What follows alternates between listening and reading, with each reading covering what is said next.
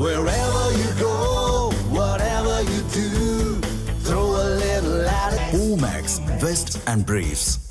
திமுக கூட்டணியில் இருந்து வெளியேற தமிழக வாழ்வுரிமை கட்சியின் தலைவர் வேல்முருகன் முடிவு எடுத்திருப்பதாக தகவல் வெளியாகியுள்ளது. தொகுதி பங்கீடு பேச்சுவார்த்தையில் ஏற்பட்ட அதிருப்தியால் திமுக கூட்டணியில் இருந்து வெளியேற வேல்முருகன் முடிவு செய்திருப்பதாக தகவல் வெளியாகியுள்ளது. அதிகாரப்பூர்வமாக வேட்பாளர் பட்டியலோடு ஞாயிற்றுக்கிழமை கூட்டணி விலகல் முடிவை அறிவிக்கிறார் வேல்முருகன். மேலதிக விவரங்களை எமது செய்தியாளர் விக்னேஷ் வழங்க கேட்கலாம். விக்னேஷ், கூடுதல் விவரங்கள். பிரகாஷ், வணக்கம். திமுக கடந்த 22ஆம் தேதி பிப்ரவரி மாதம் 22ஆம் தேதி முதல் தன்னுடைய கூட்டணி கட்சிகளோடு தொகுதி பங்கீடு மற்றும் கூட்டணி பேச்சுவார்த்தையை தொடர்ந்து நடத்தி கொண்டிருக்கிறது. இந்திய யூனியன் முஸ்லிம் லீக், மனிதநேய மக்கள் கட்சி, காங்கிரஸ், மதிமுக, கொங்கு மக்கள் தேசிய கட்சி, அதோடு இந்திய கம்யூனிஸ்ட் கட்சி உள்ளிட்ட கட்சிகளோடு கூட்டணி பேச்சுவார்த்தை நிறைவடைந்து தொகுதிகளும் இறுதி செய்யப்பட்டிருக்கிறது.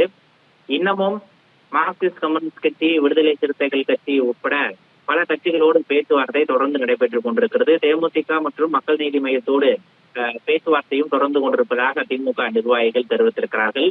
இந்த நிலையில் திமுக கூட்டணியில் முக வைக்கக்கூடிய கட்சிகளில் ஒன்றான தமிழக வாழ்வுரிமை கட்சியை பொறுத்தவரையில் கடந்த முறை 2021 சட்டமன்ற தேர்தலின் போதே இதே கூட்டணியிலேயே நீடித்திருந்தது.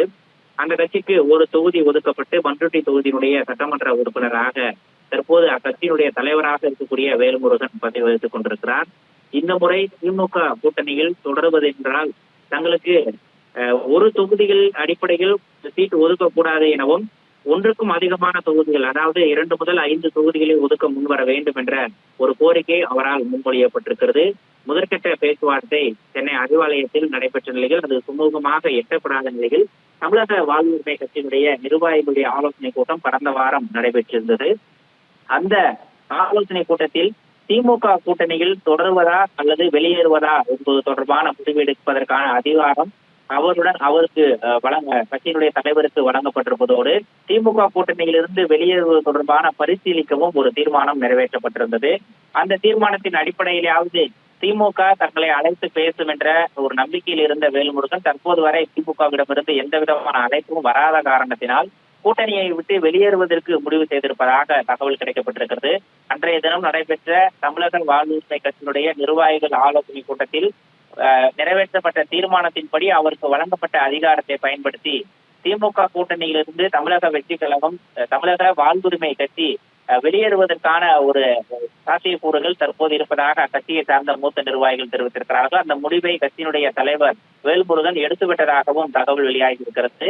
அதே நேரத்தில் வட மாவட்டங்கள், விழுப்புரம், திருவண்ணாமலை உள்ளிட்ட வட மாவட்டங்களில் அவர்களுடைய கட்சிக்கு பெரும்பாலான நிர்வாகிகள் ஆதரவு இருக்கிறார்கள். அங்கு ஒரு சக்தி வாய்ந்த கட்சியாகவும் இருக்கிறது. என்றால் 2016 அந்த காலகட்டத்தில் அவர் தனித்து தேர்தலில் நின்றிருக்கிறார். குறைந்தபட்சமாக 40,000 முதல் 50,000 வாக்குகள் அவரால் தனித்து நின்றும் பெற முடியக்கூடிய ஒரு கட்சியாக தமிழக வாழ்வுரிமை கட்சி திகழ்ந்து கொண்டிருக்கிறது. எனவே இந்த தேர்தலில் திமுக கூட்டணியிலிருந்து வெளியேற முடிவெடுத்திருக்கக்கூடிய சூழலில் அதனை அதிகாரப்பூர்வமாக நாளை மறுதினம் ஞாயிற்றுக்கிழமை செய்தியாளர் சந்தித்து அறிவிக்க இருப்பதாகவும், அப்போதே தமிழக வாழ்வுரிமை கட்சி எத்தனை இடங்களில் போட்டியிடப் போகிறது, அந்த போட்டியிடக்கூடிய தொகுதிகளின் வேட்பாளர்கள் யார் யார் என்ற விவரங்களையும் அவர் வெளியிட இருப்பதாக தகவல் கிடைக்கப்பட்டிருக்கிறது.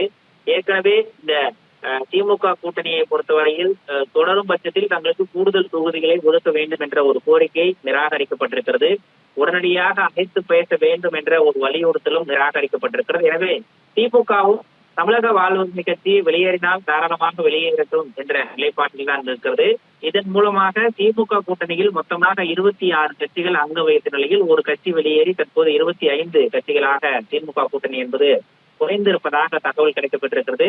தமிழக வாழ்வுரிமை கட்சி திமுக கூட்டணியிலிருந்து வெளியேறுவதை அதிகாரப்பூர்வமாக அறிவிப்பதற்கான செய்தியாளர் சந்திப்பும், அதே நேரத்தில் அந்த கட்சி சார்பில் போட்டியிடக்கூடிய வேட்பாளர்கள் குறித்த அறிவிப்பையும் அன்றைய தினம் வெளியிடுவார் என்ற ஒரு தகவலும் கிடைக்கப்பட்டிருக்கிறது. பிரகாஷ், விவரங்களை வழங்கியமைக்கு நன்றி விக்னேஷ்.